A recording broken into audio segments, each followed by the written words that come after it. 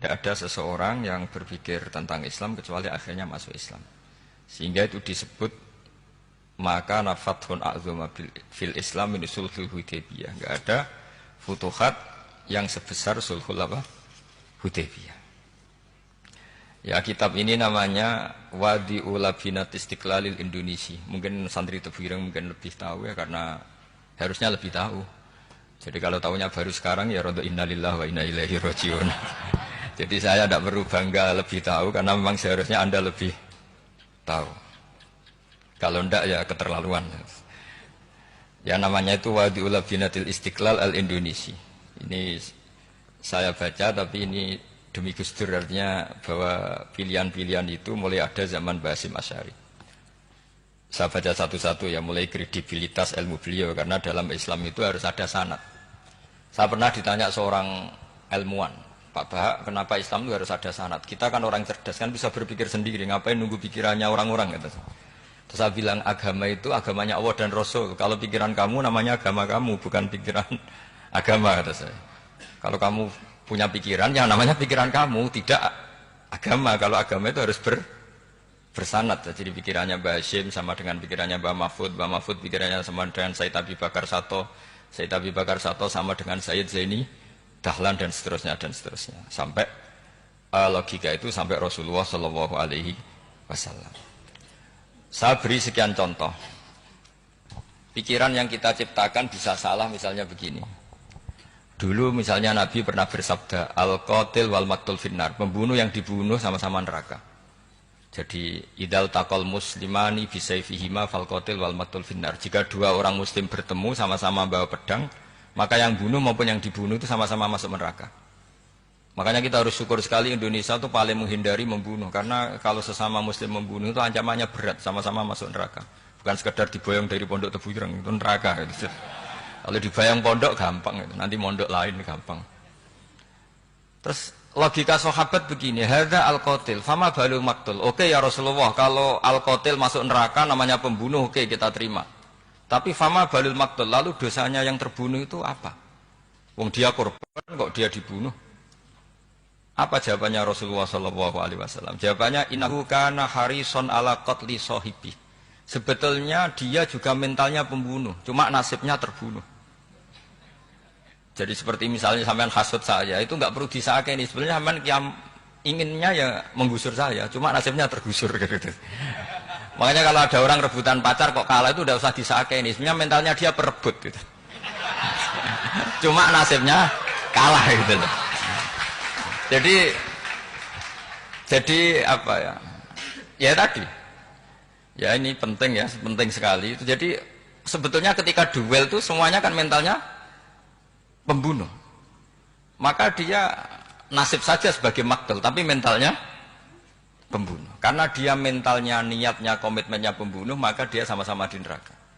Maktul itu fakta, faktanya terbunuh, tapi mentalnya pembunuh. Sehingga hukumannya sebagai pembunuh. Sama kalau sampean berebut itu mentalnya ya perebut. Cuma nasibnya kalah atau terebut. Itu soal nasib. Ini saya baca dulu ya guru-guru Mbah Hashim supaya clear. Selama ini yang dikenalkan beliau ngaji sama saya Mahfud, saya Khotib Minangkabau. Ini di kitab ini. Saya baca sesuai harokat yang ada di kitab ini. Nanti kalau sampai tidak cocok karena beda madhab, ya nggak apa-apa, asal pinter saja.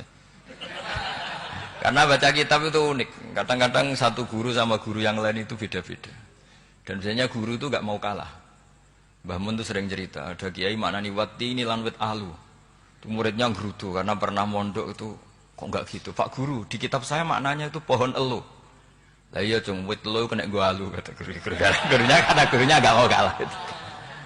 Ada yang guru itu salah baca wal jarodin lan lawang. Muridnya enggak terima. Pak Yai saya pernah ngaji itu maknanya walang. Lah iya walang sing ning lawang cung. Itu memang kasus makna-makna di Jawa itu banyak itu. Karena awalnya memang wis rodok bodoni. Kenapa saya bilang bodoni? Yang bilang Mbah Mun makna Jawa ono bodoni ini. Karena watin itu kan nggak ada di Indonesia. Tapi kiai itu malu kalau gak iso maknani. Akhirnya wati ini wet elu. Tanyakan orang pakar ahli Jawa ya tidak tahu lu itu apa. Pokoknya butuhnya kiai itu ada lafaz ya ada maknanya. Padahal jenis itu nggak ada di Indonesia. Seperti haudats itu maknanya di Jawa sekedup. Sekedup itu rumah kecil yang ada di unta zaman dulu. Di Jawa ada enggak? Tidak ada. Kalau kamu tanya orang Jawa ini apa namanya? Namanya ya rumah kecil di atas unta. Tapi Kiai Jawa dulu punya makna namanya apa? Sekedup. Jadi Kiai Jawa itu luar biasa improvisasinya. Ya rada bodoni itu. Lah yang sering bodoni itu bab halal haram, tapi bodoni apik. Tidak semua bodoni itu buruk, kadang wajib. Betul ini. Ini sama tergesola. Ini karena keahlian fikih saya juga barokahnya Mbah Hasyim Asy'ari supaya beliau senang. Beliau senang karena para nabi, para wali, para ulama itu tidak meninggal. Tadi kalau Mbak Anita bilang wafat itu kalau dalam bahasa Arab wafa yafi wafaan itu maknanya nuhoni. Nuhoni itu sudah memenuhi. Jadi sebenarnya memang nggak pernah ada orang mati itu. Jadi kita punya jatah umur, jatah rezeki sudah terpenuhi semua. Namanya wafat. Dari kata wafa yafi wafaan, sesuatunya sudah penuh maka diambil. Kalau roh sendiri nggak pernah meninggal. Ya roh sendiri kalau Mbak Anita bilang kita memperingati kehidupan Gus Dur ya memang hidup karena tadi nggak ada siapapun bilang orang itu mati. Orang mati itu adalah jasad, rohnya diambil dari jasad. Roh sendiri ini nggak pernah berstatus mati karena makanya orang Jawa semua sepakat. Wong mati ku piye? Sing nyawane dijabut, jasadnya mati, nyawanya diambil. Kemudian nyawa ini yang mengalami dapat nikmat maupun dapat azab. Sehingga keyakinan ahli sunnah wal jamaah ini perlu didoakan karena menghadapi Allah butuh topangan doa dan doa itu nggak pernah salah karena otoritas doa itu milik Allah Subhanahu wa Ta'ala. Tidak bisa kamu nyemprit Allah ini sudah akhirat loh, amal nggak ada gunanya loh, tidak bisa. Allah tetap zat yang bisa mengabulkan doa siapa saja. Sehingga ahli sunnah berpendapat doa itu yanfa'ul mayyit, doa itu manfaat untuk mayyit. Sehingga Mbah Hasyim Asy'ari ngarang secara spesifik risalah an ahli sunnah wal jamaah. Di antara yang paling pokok adalah ad-du'a yanfa'ul mayyit, bahwa doa itu manfaat pada mayyit. Ini saya hitung ya guru-gurunya Mbah Hasyim. Darusal Hadz Muhammad Hasyim Asy'ari ini karangannya Asad Syihab, orang Libanon. Buku ini selesai tahun 72. Beliau lama sekali ikut ngaji di sini sama Mbah Hasyim. Tapi sebagai peneliti, beliau ke sini sudah alim. Ndak terus masih ngapalkan alif bata itu ndak, masih sudah alim. Darusal Hadz Muhammad Hasyim Asy'ari fil Haramil Makki Syarif fi Makkah Al-Mukarramah alaihi ulama. Seterusnya beliau hitung ya. Amsalus Syekh Ahmad Amin Al-Attar wa Sayyid Sultan bin Hasyim wa Sayyid Ahmad Zawawi. Ya dihitung ya sudah berapa itu. Tapi beliau ke sana sudah alim loh. Jangan sampean kira kalau sampean ke sana itu jadi TKI repot nanti. Itu kata Mbah Mun kalau ada orang mau mondok Mekah. Apa mondok Mekah wis alim dereng. Kersane pinter bahasa Arab, Pak. Bakul es neng Arab pinter bahasa Arab kata Pak. Jadi kalau beliau kalau sama orang belum alim mondok di Mekah itu agak duka beliau. Ya, Syekh Ahmad Amin Al-Attar, wa Sayyid Sultan bin Hasyim, wa Sayyid Ahmad Zawawi, wa Syekh Ibrahim Arab, wa Sayyid Ahmad bin Hasan Al-Attar, wa Syekh Said Al-Yamani. Ini yang gurunya Mbah Zubair juga, guru-gurunya keluarga sarang. Wa Sayyid Husain Al-Habsyi. Ini mbah-mbahnya keluarga Habib Anis Solo. Jadi ya pokoknya keluarga besar Solo karena kita tahu Habib Anis itu bin Alwi bin Ali yang punya simtud Duror bin Muhammad bin Husain. Alladzi tawalla mansibal iftah hatta wafatul maniyah wa Sayyid Bakar Sato. Ini yang ngarang Anatul Thalibin. Wa Syekh Rahmatullah wa Sayyid Alawi bin Ahmad As-Segaf. Ini yang ngarang Tarsihul Mustafidin. Kita tahu sarah i'anah paling terkenal adalah dua, I'anatul Thalibin dan Tarsihul Mustafidin. Itu dikarang oleh Alawi bin Ahmad As-Segaf. Terus wa Sayyid Abbas Al-Maliki, itu banyak Sayyid Muhammad. Karena kita tahu Sayyid Muhammad adalah Muhammad bin Alawi bin Abbas, ya, Muhammad bin Alawi bin Abbas. Itu juga gurunya Mbah Hasyim. Wa Sayyid Abdul Az-Zawawi wa Syekh Saleh Bafadl wa Syekh Sultan Hasyim Daghestani. Jadi selain guru-guru di Indonesia termasuk Mbah Mahfud Termas, Syekh Khotib Al-Minangkabau, beliau punya guru-guru itu yang saya sebut. Lalu barokahnya guru-guru itu, ya, barokahnya guru-guru itu, Mbah Hasyim berpikir seperti itu, dan berpikir seperti itu yang mengilhami Gus Wahid, kemudian Gus Wahid mengilhami Gus Dur. Kenapa saya cerita ini? Supaya kamu tahu bahwa pikiran-pikiran besar Gus Dur itu ada sanadnya. Jangan sampai kamu berpikir Gus Dur cerdas, muka kan delok film lah, terus gue delok film kan ya repot gitu. Jadi makanya ini Karena banyak juga yang cerita Gus Dur sebagai budayawannya, sebagai demokratnya, sebagai pluralisnya. Yang cerita itu kan sudah ada, masa saya disuruh cerita itu lagi? Jadi kalau sampean saya cerita itu lagi kan coro Jawa tahsilul hasil. Jadi ini itu tidak bidang saya. Bidang saya akan melihat Gus Dur sebagai cucu Mbah Hasyim siapa? Asy'ari. Ini saya baca ya. Ini bahasa Jerman tapi sudah diagak-agak Arabkan. Ma'al Muhandis Karel von Schmidt. Ini Mbah Hasyim. Jangan kira yang pernah berkawan ya bersosialisasi dengan non muslim itu mulai Gus Dur. Mulai Mbah Hasyim ini di halaman 108 kitab tadi. Wadi'ul Labinati Istiqlal Al-Indonesi. Kitab ini boleh sampean gasap kok. Nanti setelah ini tak bawa pulang atau sampean gasap enggak apa-apa. Ini santri-santri tafsireng enggak apa-apa. Siap ya? Ya nanti bisa dibajak. Lakot kan seterusnya hakon ziarati alam Muhammad Hasyim maka dalika fi yaum ini 7 Juli tahun 1936. Fi maqarihi Tebu Ireng. Haitsu taqaltu indahu bil muhandis Karel von Schmidt. Wa kanatil fursa saikhal tahadus ma'ahu tawilan. Terus setelah itu ini ceritanya muallif menangi Mbah Hasyim diskusi sama orang orientalis. Ini kata muallif, wa hadhil uqdatu takunu aqidatan wa hiya uqdatul mustasyrikin fa kullu shay'in ya'ti minal ghurbiyin wal irobiyyin wa Eropa ya'tabirunahu dasisah.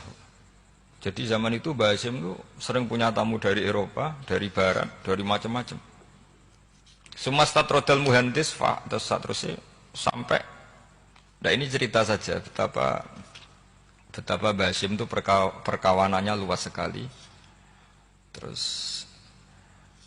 ini cerita akhirnya orang ini sampai masuk Islam. Ketika masuk Islam di antara pesannya Mbah Hasyim, saya ulang lagi di antara pesannya siapa? Mbah Hasyim itu beliau bilang kamu harus dipikir-pikir lagi katanya. Itu kan satu kearifan Mbah Hasyim ini saya baca karena saya takut ditegur ini. Saya juga nunggu surat kok tidak datang-datang ini kok supaya cepat selesai. Ini bebas kalau ada surat malah kebenaran ini karena sudah mulai nyari-nyari. Ya jadi saya mohon nanti kitab ini bisa dikaji di sini. Nanti saya tinggal di sini ada cerita-cerita sampai beliau berteman orang Eropa, terus beliau macam-macam sampai terus saya teruskan. Summa arsalatku syirka ila Indonesia amni 1929 watana kola fi kasir minal mudun wa maka akhiran fi madinati Surabaya bi Jawa Syarqiyah wa min huna Badatil hidayah wa taufik taku danihi ilal khairi. Itu hadas lautil hadis fil amil alladhi yakti fatratas tirok. Jadi orientalis tadi ketika berteman Mbah Hasyim lama-lama tertarik oleh Islam. Ketika mulai tertarik dengan Islam wa sya'ara bil istiqra aruhi wal amnit tam wa kaifa ya'budu rabbahu ibadatan hakikiyah. Terus mulai tertarik dengan Islam, terus konsultasi sama Mbah Hasyim. Jadi tertariknya barokahnya Mbah Hasyim. Orang ini kemudian wabakial muhandis itu insinyur Karel von Schmidt di Indonesia hatnan dalatil harbul alamiyah sehingga perang dunia kedua selesai wa indama qawamal indonesiun didal hukmil al Hollande fi harbil istiqlal am wa kana muhandis fi fil indonesian dafahu islamuhu li syarika sak terus. Terus ini saya cerita jadi Mbah Hasyim pernah mengislamkan orang Belanda, orang Jerman. Orang apa? Orang Jerman, terus orang ini hidup di Hamburg. Sampai akhirnya beliau dakwah Islam di sana. Jadi ini ini pentingnya supaya sampean tahu bahwa Tebu Ireng mulai dulu adalah komunitas internasional. Ya, Tebu Ireng mulai dulu adalah komunitas internasional. Jadi terus ketika ngadepi Indonesia yang dijajah,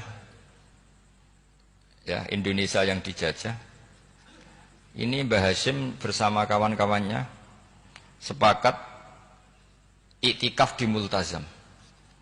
Ini saya baca ya. Wa akhiran istama'a ma'a nukhbatin min haula'i talaba min zalama alaihi al-had Muhammad Hashim ala ayata'ahadu wa yaqumu bi amalin fi lailatin lailan min laili syahri Ramadan. Al-mu'azzam istama'a haula'i talaba waladina yantamuna ila iddati qawamiyatin. Qawamiyah itu kalau bahasa sekarang perlawanan min Afrika wa buldani janubi Asia, Asia Tenggara, wa Asia Wusta, Asia Tengah, wal buldan al-Arabiyah. Wa kana al-had Muhammad Hashim Asy'ari ahadahum. Wa waqafu jami'an amamal multazam bil Ka'batil Musyarrafah. Wa ahadu wa aqsamul yamin ala yakum bil jihad fi sabilillah li ilahi kalimatil Islam wa tauhidil muslimin bin nasri ilmi wa tau'iyah wa tafaqquh fiddin talaban lil mardatillahi ta'ala la yarjuna min wara'i dzalika malan wala mansiban li anfusihim. Jadi sebelum beliau pulang ke Indonesia itu komunitas Asia Tengah, Asia Dekat, Asia Jauh semuanya dijajah karena Mesir dijajah Prancis, yang Burma dijajah ini, yang Indonesia dijajah ini, semuanya berdoa di Multazam. Intinya Mbah Hashim itu patriotik betul. Tapi ya religius betul. Beliau berdoa di Multazam, beliau menyanggupi siap jihad melawan penjajah. Tapi saat itu juga berikrar kalau semua itu tidak untuk nyari pangkat. Makanya saya yakin Gus Dur adalah orang saat jabat presiden karena supaya Indonesia tidak chaos. Buktinya apa? Ketika beliau dilengsarkan ya santai saja. Wong ngajine wa mal hayatud dunya illa mataul ghurur. Jadi ya santai saja itu. Tidak jadi masalah.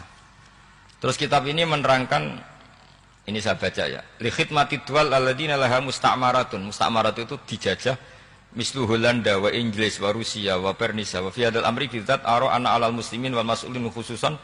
Ini intinya ulama-ulama yang dari timur jauh kemudian sowan ke Mbah Hashim minta fatwa karena negara-negara mereka juga dijajah. Jadi dulu orang dari Jerman, dari mana-mana belajar Islam juga sama Mbah Hashim. Yang negara-negara Asia Timur, Asia Dekat itu juga kalau konsultasi kemerdekaan juga sama siapa? Mbah Hashim. Jadi uniknya kitab ini ditulis oleh orang Libanon. Jadi orang Libanon itu saking penasarannya sama Mbah Hashim Asy'ari itu datang ke sini. Ya datang apa? Datang ke sini untuk belajar sama Mbah Hashim. Dan di antara belajar itu, kemudian sampai sini ternyata tamu-tamunya Mbah Hashim dari berbagai negara. Mulai yang konsultasi cara memerdekakan negaranya karena mengalami dijajah, sampai cara belajar Islam yang benar. Termasuk tadi yang Karel von Schmidt tadi yang masuk Islam karena konsultasi sama Mbah Hashim. Padahal dia orang Jerman. Terus di antara kelebihannya Mbah Hashim, ini juga ditiru Gus Dur. Wal haju Muhammad Hashim la yajidu kharajan ayuna kisau sami' wal mukhatab. Bal yurahibu bidzalik. Mbah Hashim orang yang enggak tersinggung ketika pendapatnya ditentang atau digugat oleh lawan bicaranya. Beliau santai, tidak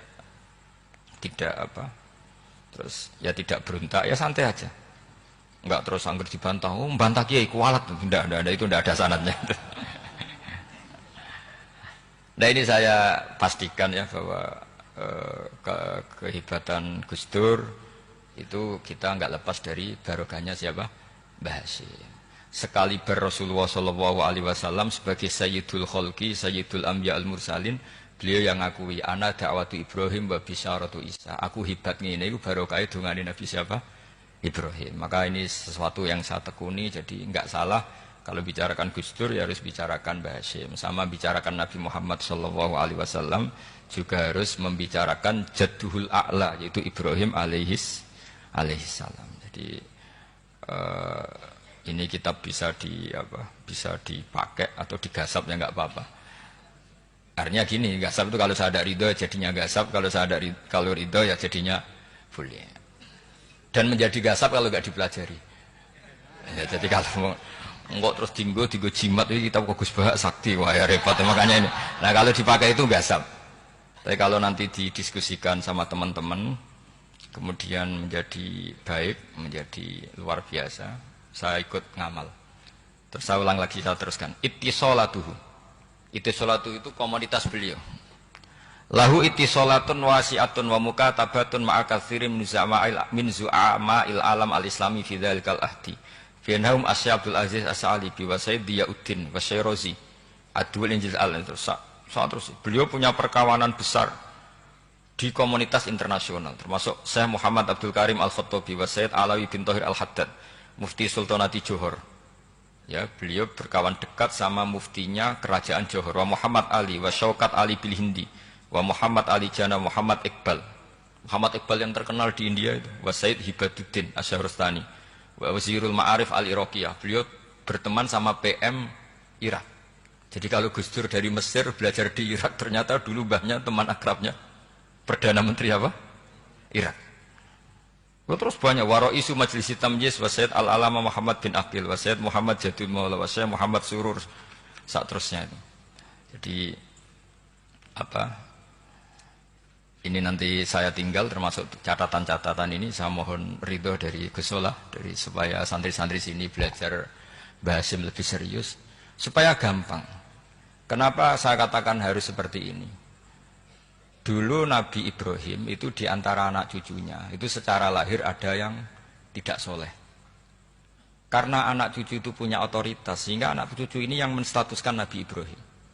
Sampai Allah sendiri yang meluruskan pengklaiman itu, yaitu ada ayat maka anak Ibrahimu Yahudiyah wala Nasranian, karena ada orang yang bernama Yahuda bin Yakub bin Ishak bin Ibrahim. Karena Yahuda punya pola tertentu dalam beragama, terus seakan-akan mbah-mbahnya paling ya begitu. Akhirnya Ibrahim pernah disetatuskan sebagai Yahudi. Sampai Allah sendiri yang ngendikan maka anak Ibrahimu Yahudiyah wala Nasrani. Sampai datang Rasulullah SAW yang memaklumatkan saya juga cucu Ibrahim orisinil. Dan saya pastikan Ibrahim itu bukan Yahudi tapi bapak tauhid. Semenjak itu Ibrahim dipulihkan namanya, bukan Yahudi tapi bapak tauhid. Yaitu diistilahkan Nabi millata abikum Ibrahim, semua tauhid adalah nginduk kepada Nabi siapa? Ibrahim.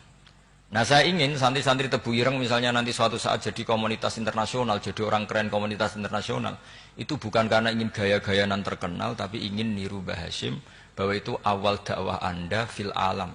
Semua alam ini tentu butuh tauhid, butuh kebenaran, bukan gagah-gagahan sebagai orang populer. Terus persahabatan yang luas, misalnya Anda khusyuk terus kuper, wah ratau kancanan wong ngabin jadi wali gini terus kuper.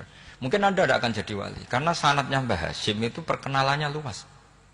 Sementara kamu milih kuper, gak pernah berteman orang, tapi sanadnya sampai Mbah Hasyim itu membingungkan sanad itu. Wong Mbah Hasyim tidak gitu kok kamu nyanatkan begitu. Jadi kalau santri Tebu Ireng mulai sampai neng kamar, terus ngobong dupo, terus menterkenalkan diri jadi wali. Nanti tonggo kamu ngira itu produk Mbah Hasyim karena kamu santrinya. Kan dianggap cerminan gurunya sampai Mbah. Nah kalau ada yang teman-teman gitu harus dimaklumatkan itu sanad mungkotek bahwa sanad itu tidak benar. Ini kapan ini ditegur? Ini saya sudah mulai menunggu. karena ya repot ini kalau kelamaan ini nanti itu. Terus ini khazanahnya Mbah Hasyim. Khazanah itu ya perpustakaan kalau sekarang. Maktabatuhu. Tu'addu maktabatul khat Muhammad Hasyim Asy'ari min aghnal maktabat likhtiwaiha ala anfasil kutub. Jadi ini kadang harokatnya ya beda dengan bacaan saya, sama nanut bacaan saya saja. Di sini ditulis anfusil kutub. Selalu saya baca anfasil kutub karena maknanya kitab terbaik. Kalau kitab terbaik bacanya bukan anfus tapi apa? Anfas. Ya nanti kamu debat sendirilah sama teman-teman ini bacanya apa. Karena ini kadang harokatan. Kalau kadang harokatan repot, abe bantah itu kadang sungkan mbek sing aran, orang bantah kadang beda. Lah supaya selamat, iki ora saleh mualif, khotote sing goblok biasanya gitu korban. Biasanya gitu kalau untuk menyelamatkan kiai itu, wah ini yang ngetik yang salah. Padahal kadang kiai ini barang ya rodok salah tapi ya sembol. Daripada seudan sama kiai kan mendingan sama pengurus. Ya gitu ya sepakat ya. Jadi ya sudah terus. Ya saya baca. Tu'addu maktabatul khat Muhammad Hasyim Asy'ari min aghnal maktabat likhtiwaiha ala anfasil kutub al-ilmiyah al-islamiyah. Jadi kalau tadi yang diceritakan para kawan-kawan Gus Dur suka baca. Itu Mbah Hasyim itu kitabnya banyak sekali dan semuanya kitab terbaik. Min matbu'atin baik yang dicetak wa makhtutatin baik yang masih tulisan tangan. Athariyatin qadimah baik kitab-kitab yang sudah hampir punah karena saking lamanya. Wa tadummu hadil maktabah jullal kutub al-mu'allafah wal lughat al-arabiyyah wal indonesia wal jawiyah wal malaysia wa ba'dal lughat al-ajnabiyyah al-ukhra. Jadi zaman Mbah Hashim itu perpustakaannya sudah ada bahasa Indonesia, bahasa Jawa, bahasa Malaysia, bahasa Inggris. Itu yang nulis orang Libanon. Sampai santrinya Mbah Hashim tidak tahu innalillahi wa inna ilaihi rajiun. Maka ini yang kepertobatan ya saya. Jadi ini saya biasa